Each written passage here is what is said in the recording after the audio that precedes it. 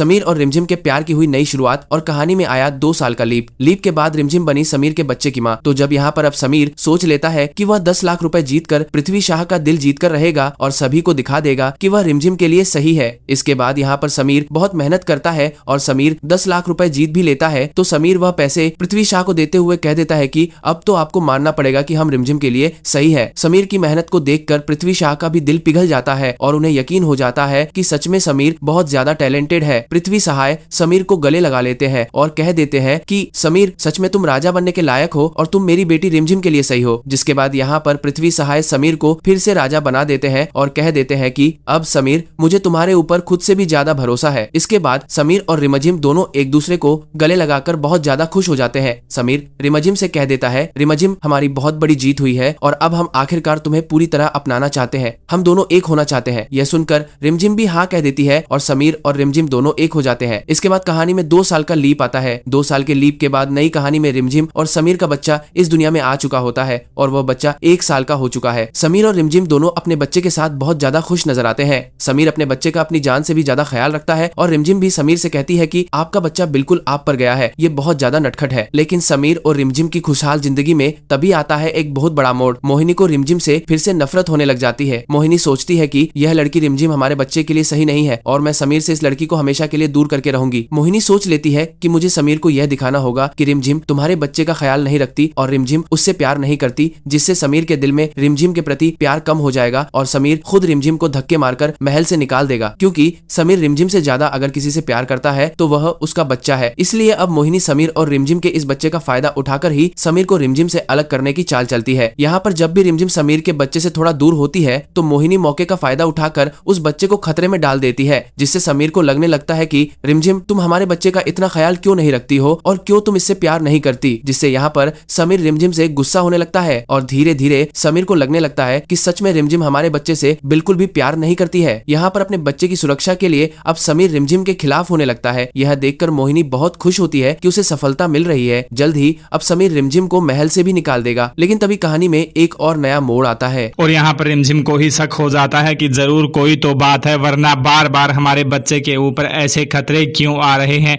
और वो भी जब जब हम उसके पास नहीं रहते। इसके बाद में अब रिमझिम को शक हो जाता है तो रिमझिम सोचती है कि मुझे सच का पता लगाना होगा कि आखिर यह सब कौन कर रहा है जो हमें फंसाना चाहता है। इसके बाद में रिमझिम एक दिन छुप कर देखती है तो रिमझिम देख लेती है कि मोहिनी कमरे में आती है और मोहिनी समीर और रिमझिम के बच्चे को जानबूझकर खतरे में डाल रही है, जिससे कि रिमझिम के प्रति फिर से समीर के दिल में नफरत पैदा हो सके। और यह देखकर रिमझिम के पैरों के नीचे की जमीन खिसक जाती है और रिमझिम बहुत ज्यादा दुखी हो जाती है कि आखिर बुआमा फिर से मुझे इस महल से निकालने में पीछे पड़ गई हैं और बुआमा चाहती हैं कि मैं इस बच्चे और समीर को छोड़कर यहाँ से दूर चली जाऊं। जिसके बाद में अब यहाँ पर समीर जब रिमझिम पर गुस्सा करता है कि आखिर तुम्हारा ध्यान कहाँ रहता है, तुम अपने बच्चे का ख्याल क्यों नहीं रखती, तो रिमझिम समीर को बता देती है कि समीर यह सब मैं कर ही नहीं रही हूँ बल्कि इसके पीछे किसी और का हाथ है। और यहाँ पर रिमझिम सोचती है कि अगर मैंने समीर को अभी बताया कि बुआमा यह कर रही है तो समीर मानेगा ही नहीं और समीर उल्टा मुझ पर ही गुस्सा करेगा, इसलिए मुझे समीर को सबूत के साथ दिखाना होगा। और यहाँ पर एक दिन रिमझिम इसी बात के लिए मोहिनी को फंसा देती है और जब मोहिनी रिमझिम के बच्चे को नुकसान पहुंचाने की कोशिश करने लगती है तो समीर और रिमझिम छुपकर यह देख रहे होते हैं। और यहाँ पर रिमझिम समीर को कहती है कि अभी देख लो यह सब कौन कर रहा है। तो समीर देखता है कि उसकी प्यारी बुआमा ही उसके बच्चे को नुकसान पहुंचाने में लगी है और वो भी सिर्फ इसलिए ताकि मैं रिमझिम से नफरत करूं और रिमझिम को महल से निकाल दूं। यह देखकर समीर गुस्से से लाल हो जाता है।